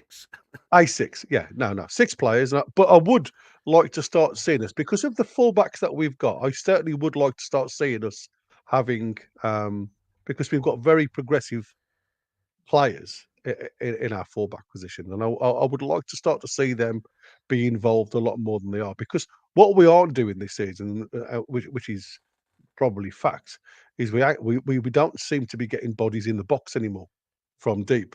We've got this pendulum system, especially when we haven't got a recognised number 9, and we saw it against Wimbledon when we had a Sula playing. Obviously, the ball didn't get into the box. There was nothing for them to work on. So we have this pendulum system And when it yet goes into the left against wing, Everton, we had comes back, it goes into the right wing. Yeah, go on, against mate. Everton, we had 45 touches in the box. Yeah, exactly. But what I'm saying is they were crossing the ball in the box and we hadn't got a recognised number 9. And for me, it's a case of, why are you changing the system when you haven't got a recognised striker in there? Who else are you expecting to run into the box? Because we know Tonali is not the guy to run in. We know Bruno isn't the guy to run in. The only person that sometimes runs in is J7. He'll get into the box. But obviously, he had another job to do, because obviously he was out with Garner on the right back to support Barnes. Now, Well, that could have been a you're saying tactical. that, but I mean, again against Everton, and having watched it again and again, uh, J7 was overlapping Barnes, and it was J7 that was getting into their box to the byline. He did it 4 times to the byline and crossed the ball. Yeah. But nobody was in the box. But there was nobody. There was, But they'd made, yeah. Bruno blazed over the bar. The overhit one went to Gordon, who came in and blazed over the bar. Yeah, They were two very, very good chances. they were. I'm not saying they didn't get it, but we just didn't seem to, like. If you look, Murphy went to the front post, but it was easy to sit at the back post, and the ball that went over the top of everybody. And it was one of them games where it just gets frustrating, and I think that's why, And that was myself. another one. Did you Solomon see Solomon? Rondon. Yeah, Solomon the Don scored again for Venezuela against the world champions. Yeah, Bullet header. Yeah, he's one that I think could have been better one that got under. away. Yeah, well, that Yeah, was when Benitez went, of course. absolutely. Willock is our runner from deep. So it says Geordie Toon for life. He'll figure in game sooner rather than later. Well, that's the plan, and people are, you know, a lot of people are raving about Willoquino and all this business, but he hasn't done it No. for Uh, for a season now. yeah, and again, Uh, I think it's more mental than physical. I just think it's a mental block. I just don't, like I say, against Forest, he Looked looked on brilliant fire. for the first 15 minutes Yeah, against yeah, Forest. absolutely on fire. And I haven't really seen much of him ever since he's come back from No. that injury. And And I even don't know prior what to he. that, when he was getting his opportunities, he was invisible. Yeah, yeah. Very strange, but very true. And the only other thing, again, when you talk about the one that got away, obviously we were, say, linked to. I think I'll use that very loose terms. David De Gea now is the highest rated goalkeeper in Europe, as the top 5 leagues this season, according to Who Scored, with a rating of 7.61. Obviously, he went to Fiorentina, I think it was, in the end, didn't he? On a free. And there's now, obviously, rated the highest goal scorer in Europe over the top 5 leagues. So that was interesting. And then obviously we played Everton, obviously the last game before the break. And the one thing I wanted to compliment, I suppose, a young lad called Tom 1878, who was a blue fan of Everton. And he said, I dislike Newcastle, but there's no denying there's a proper old schooled English club there. Nothing beats a strong tackle in a horrible hostile atmosphere for the away team, but they do it all the time and they love it. And I thought that was quite nice. When you look at us, when every time we got a tackle in there, and I always think back to the PSG game. That was one of them games where every tackle that went in, the lads were like looking at the crowd, and it was as if a goal had been scored. So that was an interesting read. And again, I just wanted to, and I suppose I should have done this at the start of the show. The girls have actually beaten the highest attendance record for the game against Sunderland. 15,387 was the final total. So I think that is a new women's championship attendance record. So well done Well, to them. except that we beat that in the league below at Yeah, St at St James's James's Park Park. when they had the 23,000, didn't they? That's right. Yeah. Um, And coming to the end of the show, I I'm just checking up. So when we were saying that we were interested in De Gea yeah, and said, but we ain't going to pay his 360 grand a week. yeah, His salary at Fiorentina is £32,000 a week, oof, okay, 1.6 million a year. crazy, isn't it? So I don't know whether he's coming to a deal with Man United or whatever, but Well, uh, I wouldn't have thought so. Um, he's obviously had reportedly a year out. He's had a sabbatical. Realised he's missed considerably it a little bit. reduced salary demand and is all set to earn €2 million a season, according to Gazzetta dello Sport. Yeah, Foxy's saying De Gea something bizarre there. Couldn't save a pen for them. Remember the Europa League final pen shootout versus Villarreal. Now saving every pen at Fiorentina. Save two versus Milan. He's obviously having a bit of a massive surge back in his game. Well, like I say, I don't know whether it's one that got away, but it's obviously something happening. Jordan Brantwell, Gary, with Newcastle not even being in the top 10 teams in every metric goals creation, tackles, assists, chances, created possession, how on earth do we get anywhere near Euro? Sky showed every stat. Well, this is what I was saying before, Jordan. And like I say, I try and after each game, I do go back and have a look at all the metrics and everything else, and try and work out a system of play and things like that. And I agree with you. I think this for one, it does show the fact that we are mid-table on nearly all of the graphics when it comes to the main graphics, and that's why I said what Eddie's done tactically to stop conceding goals is it's gone negative on our actually getting goals, and I think is it. And again, I go back to the likes of Man City because obviously we know Man City on progression of the ball, plays in between into the channels are totally different to ours. But you still have to have runners into the box. You still have to commit bodies. And what I've noticed recently, especially a game against Everton, because of their very deep line, we didn't have the options to get in behind them. But what we also didn't have is we didn't have bodies to aim for when we actually got in behind them a couple of times. So I think at this present moment in time, it's become negative on a tactic, and whether that's them just getting used to this tactic or waiting for these bodies to become available. And I don't know who they're waiting for because, as we've seen, we've probably had the best 11 on paper out there in recent games. So um, it's an interesting one, mate. But I agree with you. We are definitely on the lower end of the metric Right. scale All the than we metrics. are on the top scale. So it'll be one to it'll be interesting. Infamous Shawbilly has put down that Jordan consistency.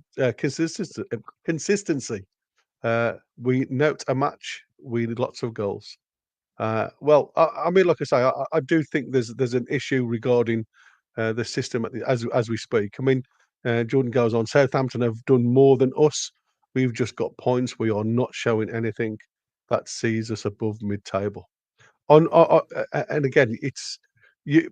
Stats are part and parcel of the game, and say what we've done well is when we've had a chance, even if it's a half chance, we've been able to take it. And I've always said, and a lot of the managers in the past, and it may be negative football, but if you don't concede, it opens the game up to a point where you may be able to nick one. Look at Man City, we were on top for lots of that game, even to the point where our GX or sorry XG was higher than Man City's. Now, who would have said that? I would never have said that if you would look at the game. But and that's why I say sometimes you can only take stats to a certain point. You have to look at the game as a viewing point to try and work out where. And we'd have said in the past, there's guys all over the park. They've got these meters on now, but it's like in boxing. If anybody saw the boxing the weekend, which was I think was an absolute farce, Oh, where you've got one judge will score so far apart, saying that one boxer only won 4 of the 12 rounds. Um, it's an opinion, and like I say, somebody will say a jab that lands on the face, a scoring point. Some will give it, some won't. And again, that's surely going to be the same with statistics. If you go to BBC and have a look at their sport, they'll give you statistics which will be totally different to Newcastle's tactical specifications. So again, you can only take wherever you've got that information from with a little bit of truth, but again, there's going to be objections to certain points because it's what their opinion on what they have seen. And like I say, it makes me a little bit scared when I start pulling up and putting it on the screen because it depends on who you go to. Now, I only go to one source because it seems to be a reputable source. Where I look at like SofaScore and I look at BBCI and stuff like that. They they're all changing. They're all different. So stick with one and then preach from the one. What were you saying, Win? Jody Tunvalef saying that the stats are based on us not playing well. It will change once we hit top gear. It's just a matter of time. Trust the process. Well said, that man. Yeah, I did. And last season we scored more than the entertainers. Missed out on Europe Yeah, because of the defence. That's yeah, all because of the good leaky teams are defence. built on defence. Yeah, yeah. And last but not least, I thought just before we go, we'll have a little bit of fun. Obviously, the Irish team have got a new sponsor, and as you can see, it's Dodgy Box and Fire Stick. Um, so there you go. So that's just a little bit of tongue in Oh cheek well, before yeah. we go. Hang on. If we're gonna have some fun, let's have some fun. Oh, hold on. What have you got planned Where are we? on your side? See if I can find it here somewhere. So Uh, the if you look at our current situation, it'll be interesting to see what people think the score will be against Brighton. Yeah, because I think it's going to be a very open game. Um, and the Irish centre of difficulty, different universe, magic happens, dreams come true. Crikey Bandit? Well, that's a bit deep, man. Um, just North Hadrian's Wall, Chinatown, and the Irish Centre is a different country, different universe. Magic happens, dream come true. We are gone. We are going to win the league very soon. Up the tune. So there you go, mate. I mean, that's what I like to hear. That's what I love.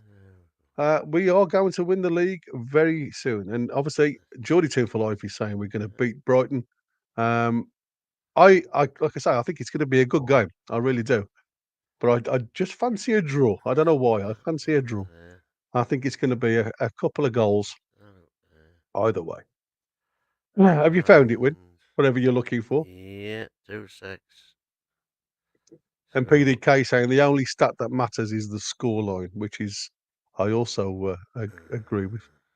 I'll Um, move that over to there and that over to there. a dog and a burger, My Stephen God, Harker.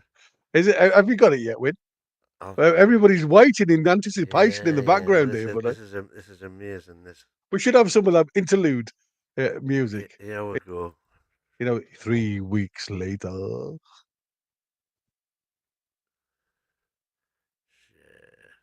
Yeah. And Only here two we for life have it. stage. Go for a draw, I'll pass you in the league. So wait a minute. Oh yeah, we've seen this one, Yeah, didn't we? yeah. Let's get this back to the start. How do we do this again? Oh man, You lost you, it now, ain't you? it again. Yeah. Go back. There. So there you go. Yeah, but So he's worried what's going on there, I doesn't he? can't get it. It's a good No, finish. wait a minute. Wait a minute. Um, Get back. there you There. go. He's shocked. I mean, that was one of them, wasn't it? We were talking about the goalkeeper. He's went over there, and the ball hasn't gone out, and he's deliberately left it right on the line and just walked away from the ball. So the other player goes and picks it up for a throw in, but it isn't actually over the line. He stops it deliberately, not over the line, and he ends up getting a free kick for handball in their Yeah, third of the pitch instead of I know. getting the throw in that he It's thought he clever. was going to get because that player there puts it there but doesn't know it out and he picks it up. I think it's genius. Yeah. It is clever. It's very, very clever. I mean, I must admit that the two penalties that were given against the handballs, I think that's probably the best I've seen so far. If I'm honest, in the German league, in the Bundesliga. Jordan's got a question for Even us, though. saying the linesman looking at it saying, well, that's not Yeah, out because he hadn't that's put not his it. flag out for it going out. Yeah, it's mental. Very good. Jordan's saying, for you both, uh, of you lads, our next 6 games, we may not win one of them. Is that a big problem? Because we got Chelsea twice, Arsenal, Brighton, free scoring club. I'm finding it hard to watch the game. Do you? I mean, to be fair, this is the test now. This is the like I said. If you look at the games, and wins alluded to this loads of times on the channel. When you look at the game, when we look at the performance, our performance against lesser teams drops. Don't know why, it just drops. But our performance against the tougher teams seems to always step the gear up. And again, the only information I can give you, look at the Man City game.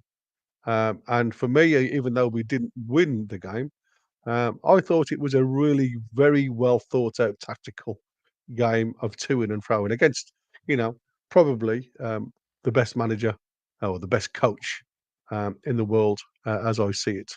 Because he's changed the narrative of the game in my eyes, Pep Guardiola. See, it's not the game of football that I used to watch years ago. It's totally changed now, and that's because of him. And that's it's drip feeding the game all the way through the leagues. It's not just the Premier League. Um, so for me, you step up your game to certain teams, and I'm sure it'll be a battle against Brighton because again they are free, open players. I think it'll be a battle against Arsenal. It always is against Arsenal. There's no love lost between the clubs, um, and especially what happened, obviously, with the decisions that went against them, if you like, in our last 1-0 beat winning the game. So, uh, like I say, I do think it's going to be tough, but can we get points from them? Absolutely. I'm sure we can. I don't think it'll be a loss every game. It can. I mean, we could end up getting nothing from it, but Well, let's go game by game. Home to Brighton, yeah, 3 points for me. you say 3 points, I say one. Right. Well, I'll say three. Well, I'll just write these down. I'm saying Let's write them three. down. Yeah, let's write You're them down. saying See how one. close we are. So Chelsea away Yeah, in the league. yeah. I'll say one. Okay. I'm going to go 3 points. You're going to say we'll beat Chelsea at the bridge. Yeah. Wow. What do you? Because Why so? because they overcommit. That's why. I mean, that's why I said any teams that overcommit players, you've got to have a balance. You've got to have a fine balance, and they're conceding goal after goal after goal. There's very few teams that don't go there and score goals after against them. Now, if we keep our business as normal, and again, as we played against Man City, as we've played against Wolves in the past, where they come at us and they leave these little opportunities, I think we'll beat them because the pressure's on them to come out and get a result, the same as it is on our lads at St James's Park to get the result. But I have a feeling we'll beat them there. Well, Chelsea have conceded 8 goals Yeah, in total. Brighton have only conceded 3 all season. that's why I think it's going to be a draw against Brighton. Right. Okay. So then we go on to, well, we don't get points for Carabao Cup, but home to No. Chelsea. So presumably you're going to take us to beat them at home if you're taking us to beat them away, especially because they'll probably play a weakened team. Oh, but again, that could upset the balance as daft it looks because she'll set out to do a task on them. I have a feeling that could go to penalties. You know. Right. So then we've got Arsenal at home. Well, I'm going to take a point there. And I'm going to say we'll get 3. Forest away. I think that could be again. This one is everybody's going to say, "Oh, that's going to be a win." But Forest are doing really well at the minute. But they have lost a couple of. I think they've lost a couple of key players for that through injury. So it depends on whether they get back. I think I'm going to go Forest away. I'm going to go a win, 3 points. And I'm going to go a draw. This is interesting. So this every time I've said a win, you've said a draw. Every time you've said a draw, I've said a win. Yeah. We've literally gone 3-1, 1-3, 3-1, 1-3. So No, that brings but us, none of us have said lost yet. You see, yeah, because we're still very much happy clappers. West Ham at home.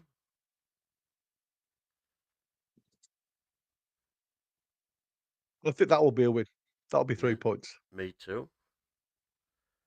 And Crystal Palace away. I see. I've got to. I mean, Crystal Palace at this present moment in time aren't doing anything.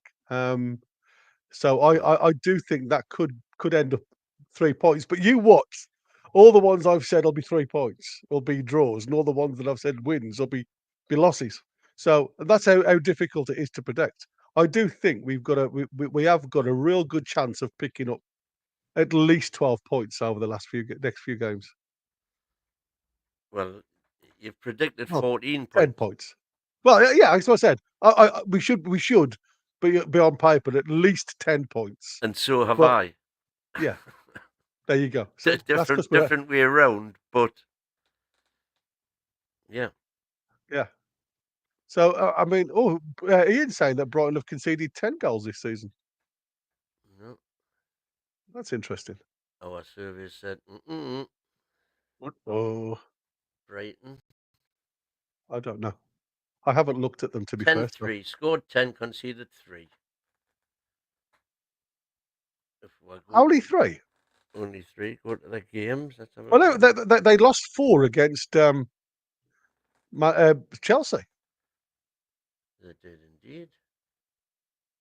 So the table, the official Premier League table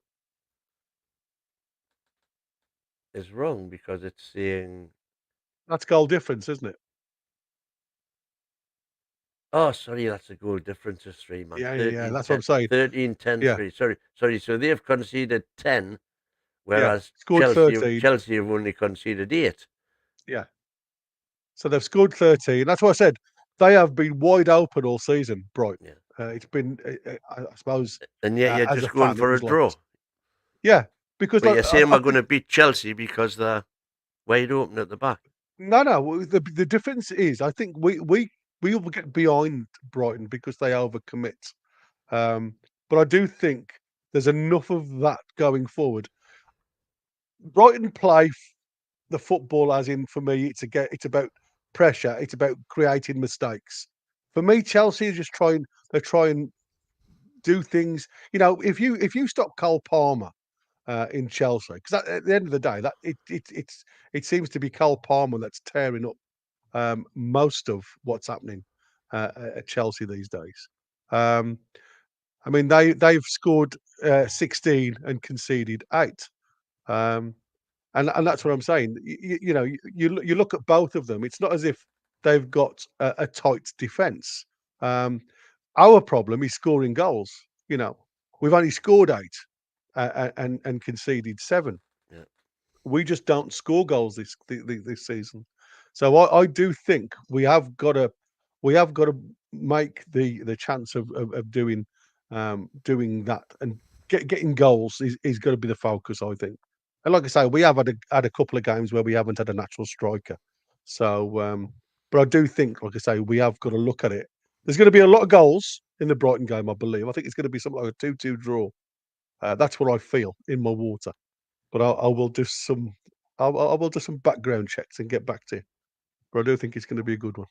Well, anyway, Chris is obviously doing his show, so we are going to end this one just so you can get redirected. So stay online, and it should automatically redirect you at the end of it. But from I myself, don't know if thank it you will so much. be a redirect, man. Well, So you need to just check on this side, on the yeah, yeah. YouTube Well, side. you've got the link there if you don't, and if not, just have a look on YouTube, and the show will be on there. So there you go. Thank you ever so much, everybody, for joining us today. Again, it's been a bit of an insight, but obviously as the week goes on, we'll get some more information and team news, I'm sure. So we're the lads and lasses.